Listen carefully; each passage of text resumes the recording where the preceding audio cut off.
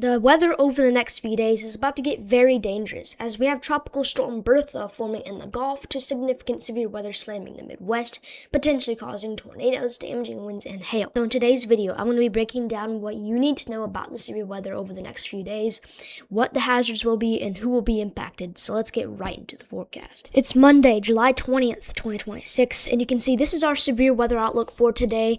We do have an enhanced risk for severe weather in parts of northeastern Iowa up into parts of the upper peninsula of Michigan. This includes a lot of Wisconsin today, where it could be seen a potential for severe weather. Then we have a level 2 out of 5 slight risk that surrounds that enhanced risk, where we could see a few severe storms, and level 1 out of 5 marginal risk surrounding that slight risk. So you guys want to be prepared if you're inside of those areas. I'm mainly watching parts of northeastern Iowa and the Des Moines area. Then I'm watching all the way up and we do have another chance for severe weather down here in parts of North Carolina today. I'm watching the Charlotte area for a few clusters of storms that will push through, producing a potential for mainly damaging winds. We could also see a few tornadoes today. We could actually see multiple tornadoes today, especially if you're in that 10% tornado risk going from northeastern Iowa up into parts of central Wisconsin and parts of the western UP and Michigan. Inside that 10% tornado risk, that's the area I'm watching the closest for strong tornadoes today. We do have the SIG-1, which is a hatched area that surrounds that. So the highest probability for a strong tornado is going to be inside that yellow 10%, but we could also see a few tornadoes inside the brown 5% tornado risk.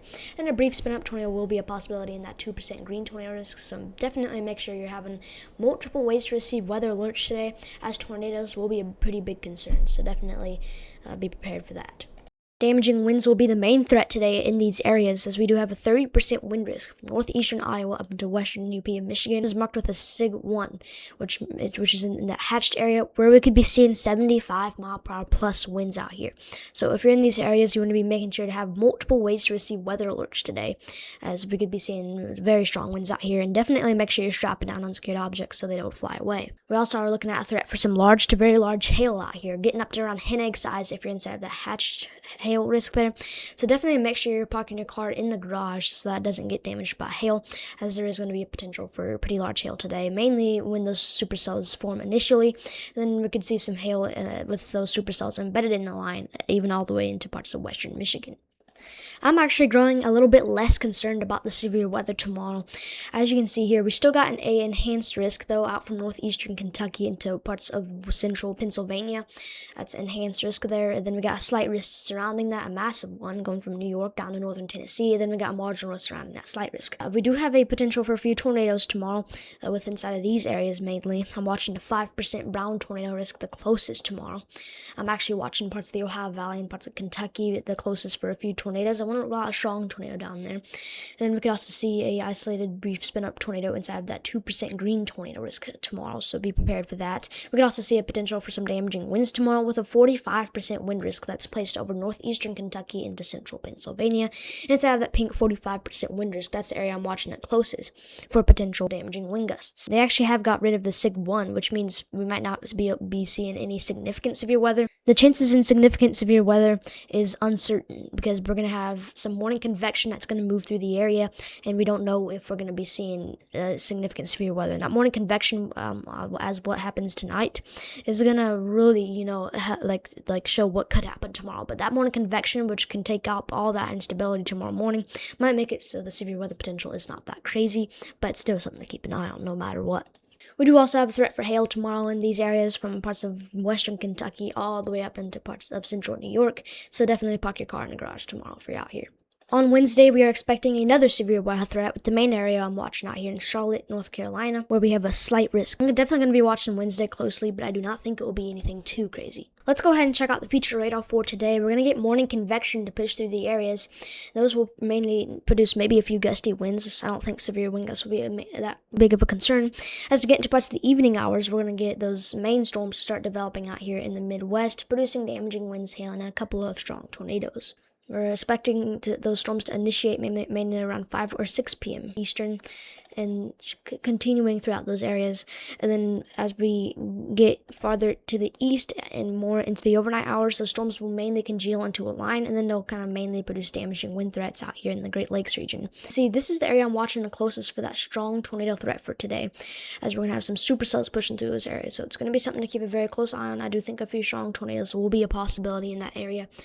And yeah, we could see EF2 plus tornadoes out there. Then those storms will likely congeal into more of a line, and they'll mainly producing some damaging wind gusts after that. As we use daylight heating, storms will start to die down a little bit more, and they won't be producing that crazy of wind gusts once they start dying down, but we're going to still keep an eye on them. Out there in Chicago, I'd watch for a storm around midnight, as we're going to get some storms to push through, mainly a damaging wind threat. So while you're sleeping out there in Chicago, Milwaukee, Marinette, Escanaba, even over there towards Alpena and Rogers City, Michigan, while you're sleeping tonight, you want to make sure you're having multiple ways to receive weather alerts, even out there towards Detroit, as we're going to get some storms pushed through while you're potentially sleeping. We have explosive thunderstorm energy out in these areas, which is really going to help these storms grow very fast and mature into supercells, producing a potential for tornadoes, damaging winds, and large hail. So we'll have to watch this very closely. This is plenty of instability that can contribute to these storms forming fast and maturing fast. If we go ahead and switch over to our significant tornado parameter values, I'm actually watching very closely in southwestern Wisconsin for some strong tornadoes today, as we're getting significant tornado parameter values getting close to getting maxed out. So we just need a supercell to develop in the right place, stay discreet to produce a potential for a strong tornado. You have to watch this very closely if you're out here.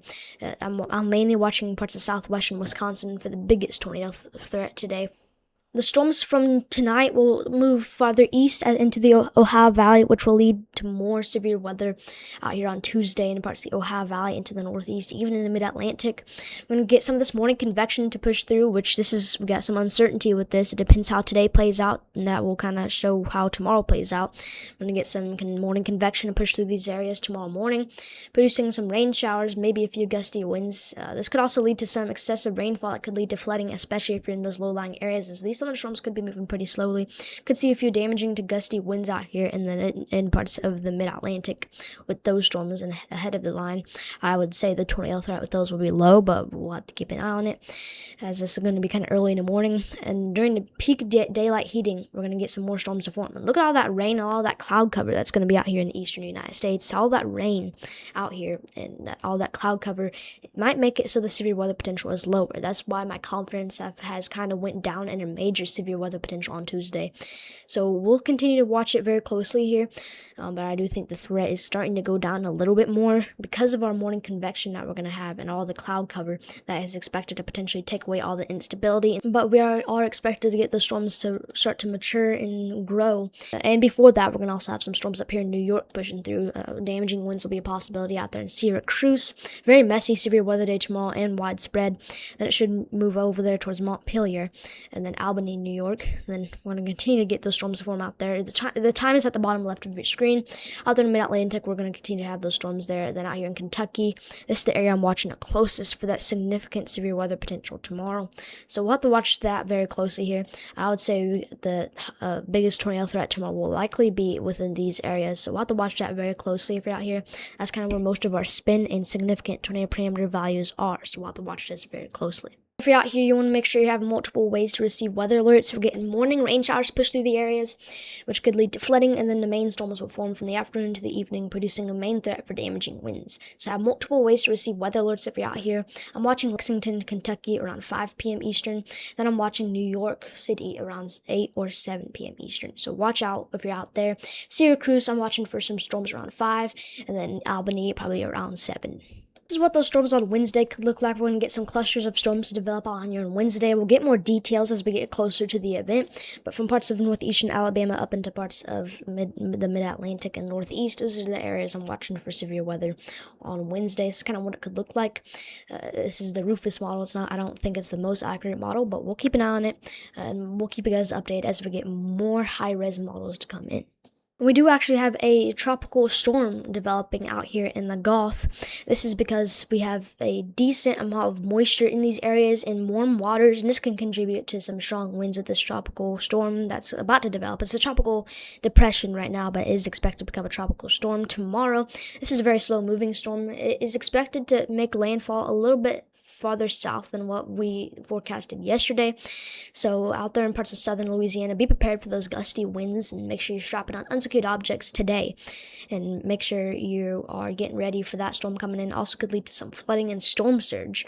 Pretty much all along the Gulf, we're going to have some rip currents and potential storm surge. Be prepared for that. Then it's expected to become Tropical Storm Bertha. Then it is expected to move into parts of the Houston, Texas area as a weak tropical depression. So if you're out there, you want to be prepared for that.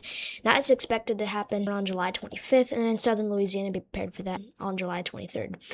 But this is expected to be a pretty weak tropical storm, and I'm not really expecting it to be anything too crazy. I think it will be at its peak intensity, probably right here. So be prepared if you're out there in parts of southern Louisiana and everything like that. I don't think this will become a hurricane. Do not worry about this becoming a hurricane. This tropical depression could actually make some water spouts come onto land today, which could lead to some tornadoes.